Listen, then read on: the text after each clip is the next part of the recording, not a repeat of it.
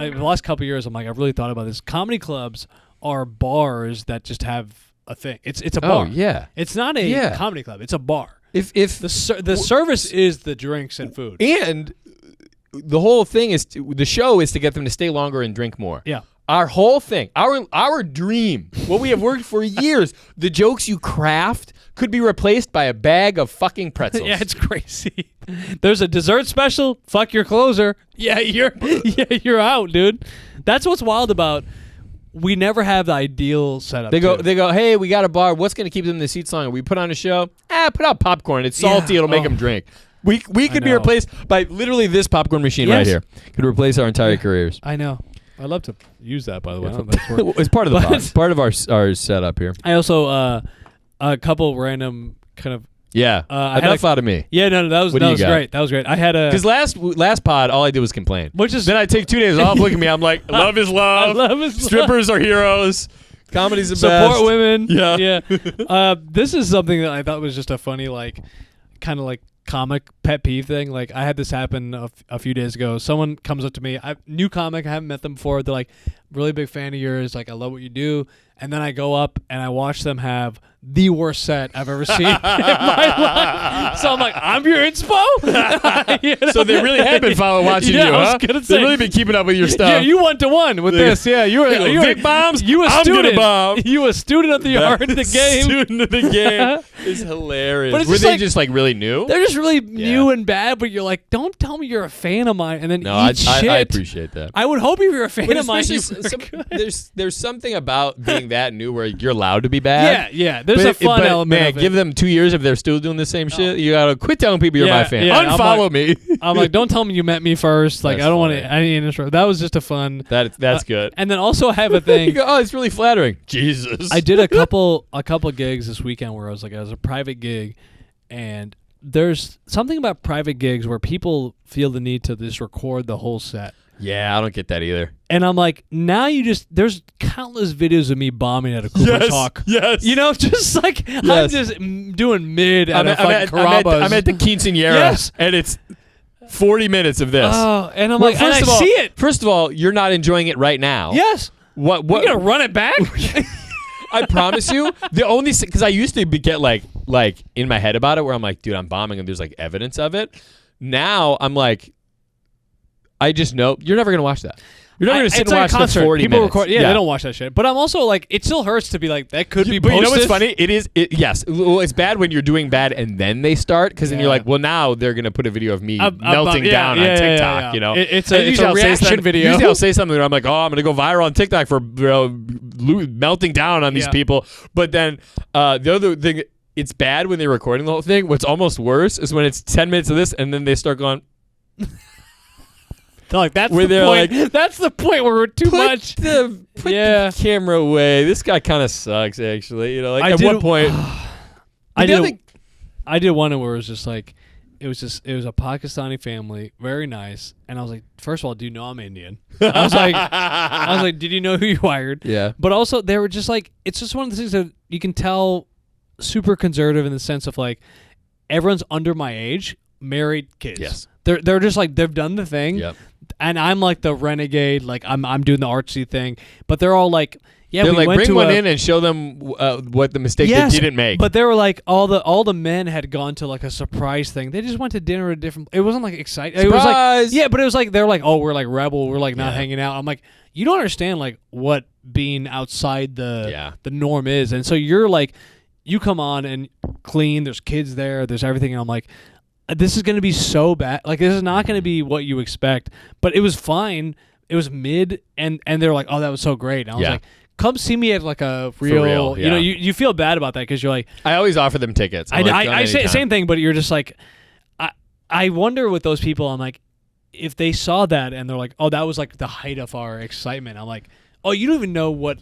I feel bad for them. Yes, I was just about to say this. That's the other thing. Like, as hard as our jobs are, where you're like, my life is so exciting. Yes, we're our stimulus and bar. part of the excitement is the lows are pretty low, but It's the duality. Make so me it's a feel double-edged sword. something. Yeah. I would still take that. So like somebody like people like that. That's the most interesting thing that's happened to them in a year. Yeah, they're like we had this comedian come up to our. And by the way, a comedian come up to a fucking pinstripes. It's like a chain. You know what I'm saying? Right. It's just like for us, I was like, dude, I just went to fucking. But that's why they're like, that's the only night they get out. So they're like, we have to go bowling, we have to get food, we have to have comedy, we have to have everything. Everything. It's our only chance. Meanwhile, you're like, I've done more in the last 2 days. I've lived more life in the last 2 days than you guys have in 6 months. That's what I'm like. It's great that we have that, but I'm also worried because I'm like, the stimulus bar keeps rate. Like what? At what point of doing this? How many years in are you like? I feel. I mean, I already feel like I feel nothing. Yeah. I already feel like that. Yeah. Now. You know what you need to do? Take a weekend, and go to New Orleans. Yeah, then you'll feel something. I think I won't come back. Then you'll feel something. I definitely would not move in at the Hustler Club. I mean, I'm drinking before work now. If I go to New Orleans, I'm gonna be. Yeah. And then I wait. Oh, this is another funny thing. Just like a random aside, but so a lot of people now. Everyone's like. Sometimes people ask me like, "Oh, have you ever had someone like heckle you because the joke was crazy?" And I've never had anything be like. I've had people heckle, but. This is what I thought was really funny. I was at Laugh Factory a couple weeks ago. Saturday show, primetime, sold out show. I'm in the green room. Comics on stage. Woman runs out of the green room. Out of the audience member runs out of the showroom. Is hyperventilating, like panicking, like deep breaths, and everyone stops. All the comics are like, "Are you okay? Like, can we get you some water? What's going on?" And she goes, "Oh my god, just that joke." She was so repulsed by whatever was just said on stage. And I was that you thought she was having a medical emergency. And I go, and it was the comic. We'll bleep it, but we can put it right now. I'll say it to you. On stage, you told me did a bit about blowing on a vagina or whatever, and I was just dying because then she leaves. She goes to the green room. I look at all the comics. I'm like, I had the same reaction when I saw it for myself. But also very funny that like I'm like that was the joke that did it. Yeah. I'm like, stick around for 18 minutes. I'm about to go up there. That's so funny, though. But it was just so funny that... Like, literally where someone's like, do you need an EpiPen? Yes. Do we need the reaction was so crazy. You're ready to do CPR? And you go, no, she's hated that joke. I mean, that's why it made me feel good in a sense. I'm like, we're so worried about, like, people are like, am I going to say the wrong thing? Yeah, and then you realize, I'm like, people are going to react crazy regardless. This is how I feel in two instances where either people pull back on a thing I've said or if people kind of look at me like, oh, what is this guy? Like, this guy kind of sucks. Yeah. I want to be like, especially when it's like a corporate or something like that, I want to be like, statistically, pick one out of the million comedians on Earth. You're so fucking lucky I'm here right now. You're welcome. Pick your choice. Even of the 8 people on the show tonight. if I say something and someone goes, ooh, I'm like, you have no idea what some of these people out here saying. Or if someone's like, "Oh, that's a little too much," or again, the like people being like, "Oh, that's the joke that he made. This guy's kind of not like a hack or like whatever." That's been done. I'm like, buddy. Of all I've consumed so much comedy. Let me tell you, it gets so much worse. That's what it gets so much worse, and that's what's frustrating about the private gigs sometimes too, because you're like, I'm doing the best that would ever happen in this situation. But I want to tell these people, I go, if you don't like me, you're gonna hate somebody else. Even like, it's funny with the private gigs or the corporates where like you kind of know who else is like on gig sale, like going for those gigs or like bidding on those. And I'm like, buddy, you were $50 away from seeing a 3,000% worse show right now.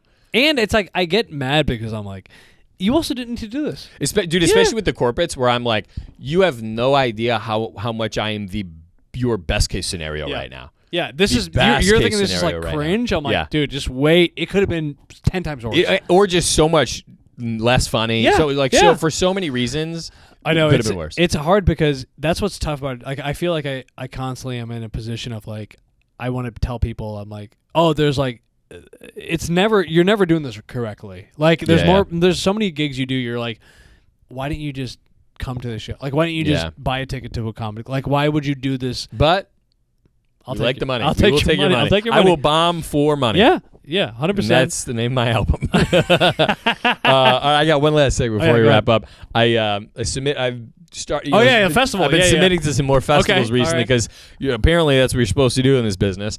And I only submit to the ones when we first started. We did some that were like We were just excited to get in. You got 12 minutes. And then you literally, like, you fly to some city, you do 1 5-minute set, and then you're just there all weekend not getting paid. And it's the worst. God, it's crazy. And but I've been applying to, like, only the good ones. Like, the top ones that are, like, there's some industry there. It's like, it's worth investing in. There's something that can move your career forward, potentially. Yes, because now we're at a point where, like, to do a festival unpaid, I'm losing out on a weekend of work. Yeah. It's always like, weekends. It's like, basically, weekdays. I'm paying you to go do the festival. But there are ones that are, like, definitely would be worth it. There's industry, something to propel your career, all that type of stuff. So I applied to one, and I actually appreciate this. They offer a thing where they go, pay an extra $10, and we'll give you a critique of your submission. Oh, no. We'll give you a review of your submission and, what we thought of it. Okay, you paid the 10? I pay, and I go, run it. Let me know. Because so many festivals, the number, if I had $1 for every "we regret to inform you" email I've gotten from a comedy festival, I could quit stand-up. And this is not me being bitter; it's just the truth. Yeah. I get plenty of those, and I'm well aware of, like, there's a myriad of reasons why that could be, and I go, I'd love to actually know. I'll pay, it's worth the $10 to know why. That's crazy. They charge you actually to be like, let me tell you, let me pay you what you're bad. Yes, but here's the thing: I think they would, if you even got in, they would give you the same service, okay. But. So the guy sends me back some feedback.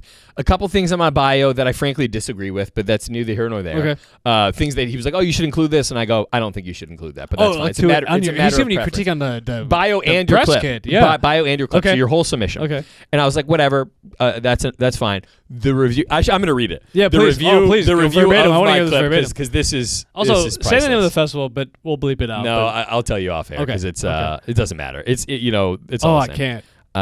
Let me find it. I should have pulled this up. I'm sorry. No.